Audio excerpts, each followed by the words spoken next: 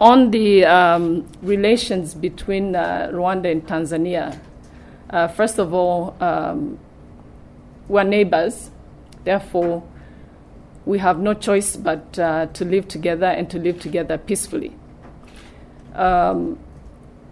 The issue of the genocidal force known under its French acronym as FDLR, it's an issue that is of importance to Rwanda.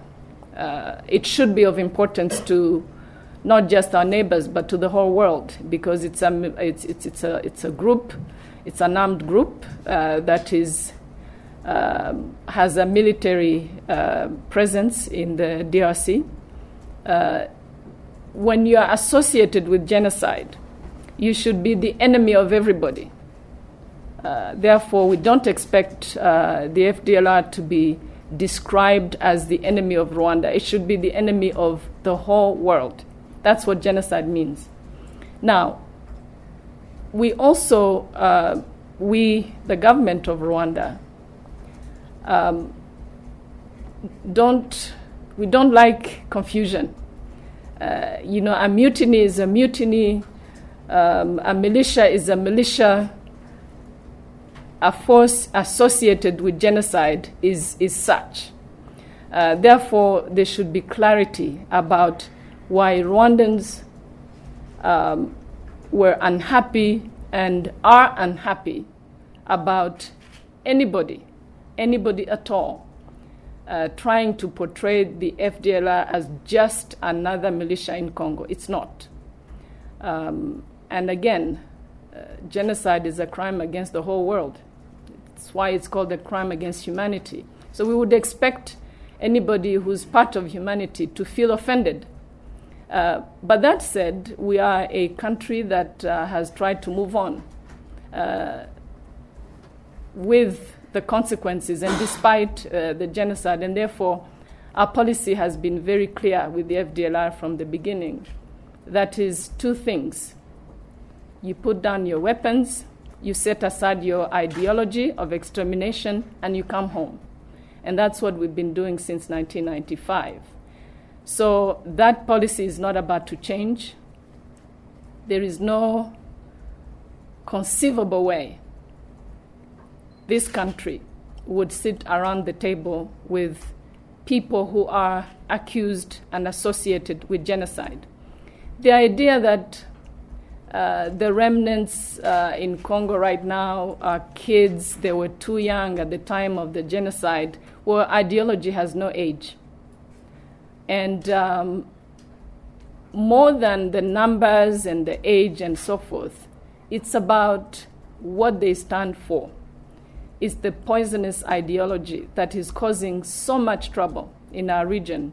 You should remember that this current issue we're dealing with in the Democratic Republic of Congo is an issue that was there for a while, but took on very, very different dimensions the moment this force crossed into Congo.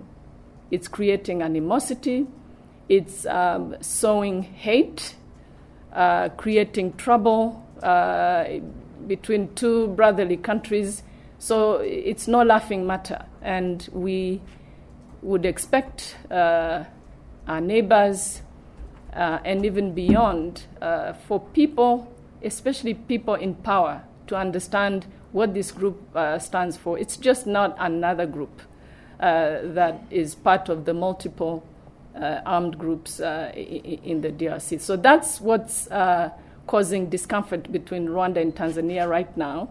But as I just said about the expulsion of Rwandans, my government, my country's position is Tanzanians should feel at home in Rwanda. They can stay here as East African brothers. They will receive all the services that we offer our citizens. And we have to work to move on. But make no mistake, the FDLR is not something that Rwanda will ever take lightly. And again, it's not numbers, it's not age, it's about what this group stands for. But let me clarify. the relationship between Rwanda and Tanzania or any other neighbor is a relationship we wish to be a good one. Not only are we neighbors, we have strong ties amongst our people, we have blood ties, we have business ties, we have a lot that brings us together.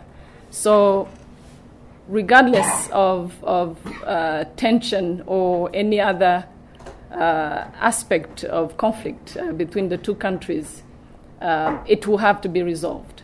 There is no question about it. Second, and very important to Rwanda, anybody at all who feels that a force that committed genocide in Rwanda is a force to talk to will be met with the exact same reaction that you have seen from Rwanda.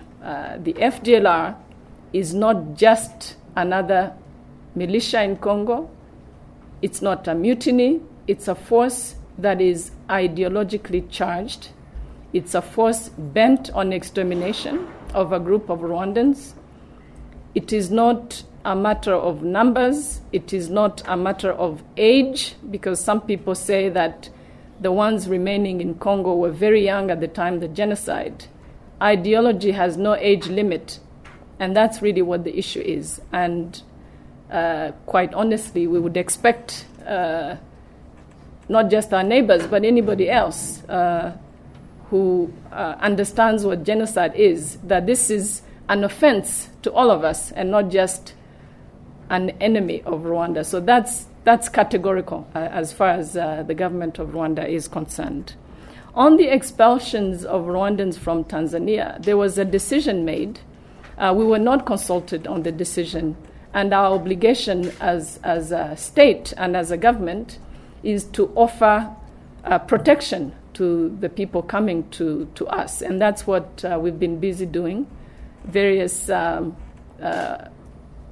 individuals and institutions of this country working to welcome and to help settle Rwandans coming from Tanzania. So it wasn't our decision, but we have to make sure we offer those coming to Rwanda, especially as Rwandans, the necessary protection. So that's what we've been doing.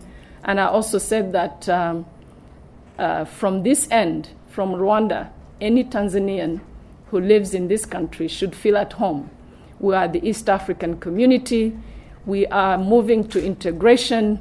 We've started going back and forth amongst our 5 countries, and Tanzanians should feel comfortable and welcome in this country.